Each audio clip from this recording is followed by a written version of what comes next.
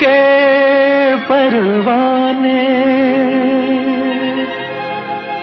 जीना तो उसी का जीना है,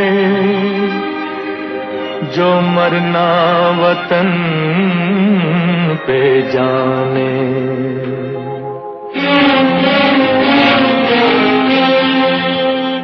ऐ वतन हमको तेरी कसम, तेरी राहों में जहाँ तक लुटा जाएंगे।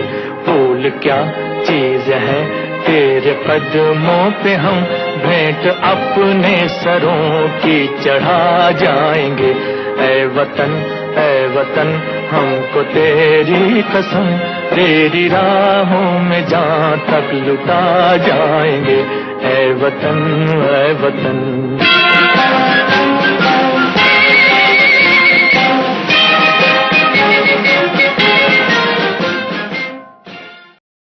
आदरणीय,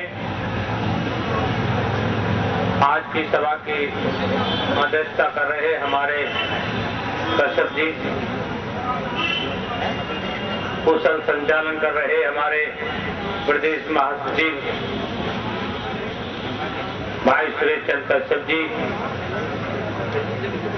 हमारे बड़े भाई प्रदेश सचिव समाजवादी पार्टी भाई रमेश प्रजापति जी,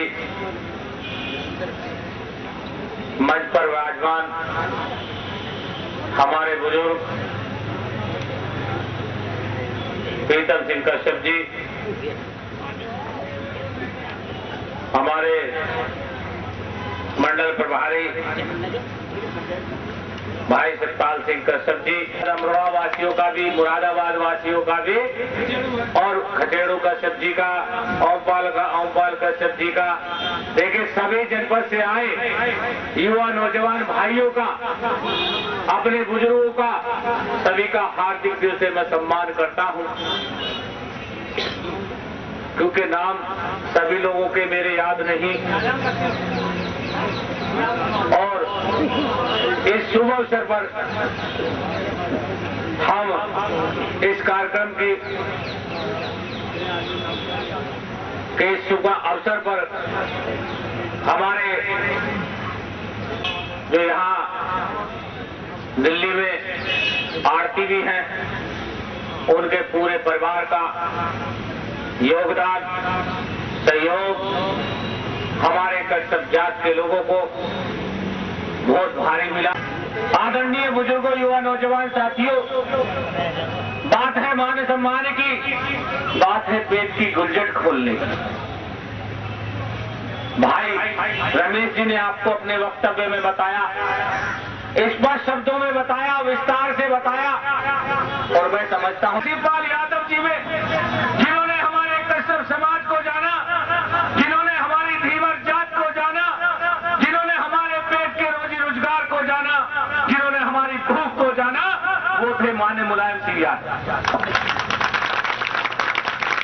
आप लोगों को जानकारी होगी, क्योंकि हम अपने वक्तव्य में हमेशा कहते हैं कि जब उत्तर प्रदेश के अंदर भारतीय जनता पार्टी और बहुजन समाज पार्टी और कांग्रेस पार्टी की सरकारें, निकम्मी सरकारें प्राइवेट फैक्ट्री के रूप में हावी हुआ करती है, तब हमारी जात के लोगों का अपमान किया जाता है, उनको रोजी रोजगार मिलता है, और कश्यप निषाद समाज के लोगों को, जाति के लोगों को उन्हें मान सम्मान दिया जाता है। ये काम माननीय मुलायम सिंह यादव जी के द्वारा। आप लोग तो नेताजी कहने लगे कि भाई ऐसी कौन सी लाल बत्ती प्रदेश के अंदर अनुसूचित जात में कर दीजिए, वही हमारी सबसे बड़ी लाल बत्ती होगी।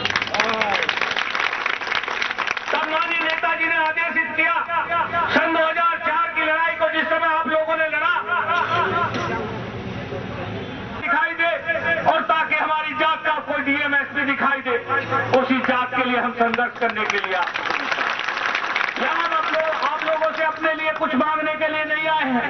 अपने बुजुर्ग युवा नौजवान भाइयों से कहा था कि हम अपनी जात के उन बच्चों के लिए, अपने समाज के संघर्ष के लिए, अपने प्राणों की आहुति देने के लिए आपके बीच में आए। यहाँ भाई रमेश प्रजापति जी कह रहे थे कि हवन में आहुति देने की जरूरत है। बुजुर्गों का बेटा, युवा नौजवानों का भाई, आपकी जात का ये बच्चा हवन में आहुति डालने के लिए खुद तैयार है।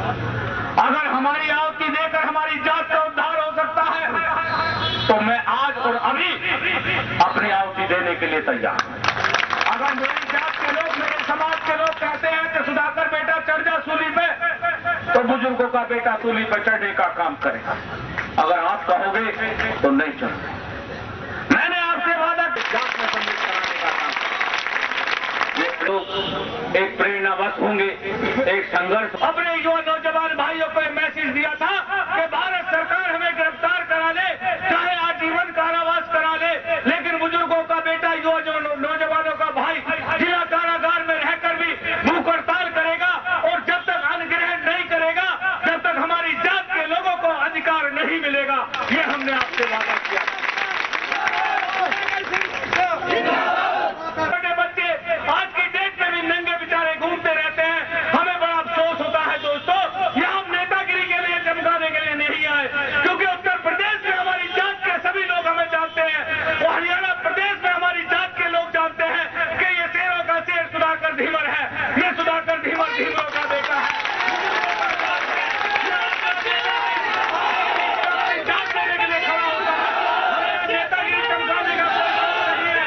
दोस्तों, हम यहाँ जो आए हैं, हम अपने अधिकार की लड़ाई लड़ने के लिए आए हैं, हम अपनी मांग को मनवाने के लिए आए हैं। क्या हमारे परिवार में, क्या हमारी जात में हम नहीं देखना चाहते कि हमारे भाई बंधु आगे बढ़े? दोस्तों, मैं यहाँ कसम खाने के लिए आया हूँ। यहाँ हम नेतागिरी करने नहीं आए, यहाँ फूल माला गिरवाने नहीं आए, क्योंकि फूल माला गिरने के लिए हमारे उत्तर प्रदेश में, हमारे हरियाणा प्रदेश में हमारी जात के लोग इंतजार करते हैं कि कब मेरा बेटा आएगा, कब मैं उसके माला गिरूंगा। लेकिन आप देखते होंगे, हम मंच के माध्यम से उल्टी माला अपने बुजुर्गों के डालते हैं, क्योंकि हमारे बुजुर्गों की आत्मा खुश हो जाए, ताकि उनका मन भी ये खुश हो जाए कि हाँ, हमारे गले में भी किसी ने माला गिरी। जब आप लोग देखते हैं कि आपका बेटा जिस समय प्रोटोकॉल के अंतर्गत निकलता है, तो मैं गांव की पंचायतों पर अपनी गाड़ी रोककर अपने बुजुर्गों के गले में माला डालकर उनका सम्मान क्यों करता हूं?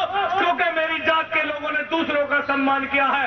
दोस्तों, बुजुर्गों, अबोरों का सम्मान छोड़ दो, अब आप उनका सम्मान करो जो तुम्हें जानता हो, जो तुम्हें सम्मान देता हो। अब उस आदमी का सम्मान करो, उस पार्टी को वोट दो जिस पार्टी ने रोजी रोजगार दिया हो, जिस पार्टी ने तुम्हारी जात को जाना हो। अब तुम उसका सम्मान करो। दोस्तों, मैं आप लोगों से कहने के लिए बीच में आया। अपने नौजवान भाइयों, किसी के बहकावे में गुमराह मत होना, क्योंकि हमें मालूम है जिस तरीके से हमारे साथ छल उत्तर प्रदेश के अंदर पहली बार हुआ था, उस तरीके से फिर हमारे साथ धोखा किया जा सकता है। दोस्तों, हमें हमेशा भारत सरकार को घेरना है। जब तक हमारी बातें नहीं मन जाती, तब तक हमें भारत सरकार को नहीं छोड़ना है। दोस्तों, मैंने आपसे वादा किया, क्योंकि जिस तरीके से उत्तर प्रदेश के अंदर सन 2004 में हमारी जात के लोगों को आरक्षण माननीय मुलायम सिंह यादव जी ने दे दिया था, लेकिन निकम्मी सरकार, बीएसपी की सरकार ने आकर, इस कांग्रेस सरकार ने, दोनों ने बात अपनी संगठित कर हमारे लोगों को लात मारकर आरक्षण से बाहर कर दिया था। क्यों कर दिया था? क्योंकि भारत सरकार से संस्तुति नहीं थी। जबकि हमारा प्रस्ताव सन 2004 में आरजीआई जनरल स्टाफ भारत सरकार के यहाँ मौजूद था, जिसकी बहस भी हमारे पूर्व वक्ता ने, हमारे भाई रमेश चंद जी ने बताई आपको कि जिसकी बहस भी हुई थी। लेकिन सन 2004 में भी इस मुद्दे पर बहस हुई थी, लेकिन भारत सरकार, इस गूंगी बहरी निकम्मी नकारा सरकार ने हमारी जात को नहीं देखा। दोस्तों, या तो 2 मीटर कफन में लेके जाना है, या अपनी बात मनवा के जाना है। आपको ये वादा करना है। बुजुर्गों का बेटा, युवा नौजवानों का भाई कोई कमजोर नहीं है। आप लोगों के बीच में कोई कमजोरी नहीं है।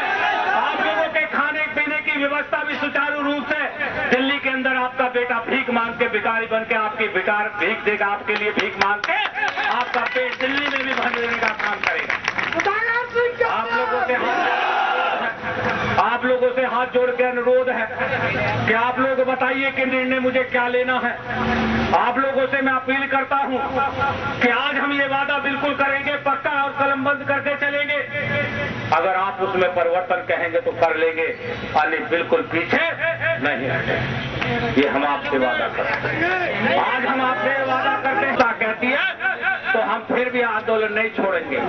जहां आने की बात थी, जहां प्राणों की आहुति देने की बात है, वहां हमारे भाई बलबीर सिंह कश्यप जी ने, भाई रमेश चंद कश्यप जी ने, भाई सुरेश चंद कश्यप जी ने, समाज के सम्मानित लोगों ने कहा कि सुधाकर भाई मरने की बात अभी मत करो, प्रयास करो।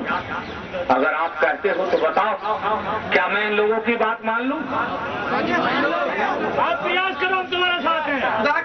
अगर आप कहो तो हम अपने बुजुर्गों की बात मान, लेकिन मैं आपसे अनुरोध करता हूं आज, और ये प्रतिज्ञा करता है आपकी जात का बेटा, बुजुर्गों का बेटा, युवा नौजवानों का भाई, आज ये प्रतिज्ञा करता है कि अगर हमारे समाज को जब तक भारत सरकार अनुसूचित जात में सम्मिलित नहीं करती, तब तक बुजुर्गों का बेटा, युवा नौजवानों का भाई अन्न ग्रहण नहीं करेगा।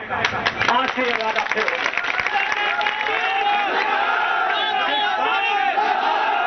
जिस बात से संघर्ष शुरू हुआ था और जिस अन्न को त्याग कर हमारे समाज को सम्मान मिला था, आज हमने फिर वही प्रतिज्ञा सन 2004 वाली कर दी है कि जब तक बुजुर्गों का बेटा, युवा नौजवानों का भाई तब तक अन्न ग्रहण नहीं करेगा, जब तक अपने परिवार के, अपने युवा नौजवान भाइयों को आरक्षण नहीं दिला देंगे, जब तक हम आंदोलन बराबर करते उससे हाथ जोड़ के अपील है कि अब हम लोगों को महामहिम राष्ट्रपति महोदय जी ने, महामहिम प्रधानमंत्री जी ने हम लोगों को बुलाया है। सभी लोग शांति व्यवस्था बनाते हुए, बिल्कुल अपना जिंदाबाद के नारे अपने कायदे से लगाते हुए रोड में भी हिस्सा लेंगे और अपने अपने गांव गली में अपनी जात के लिए संघर्ष करेंगे। ये आप लोगों को वादा करना होगा।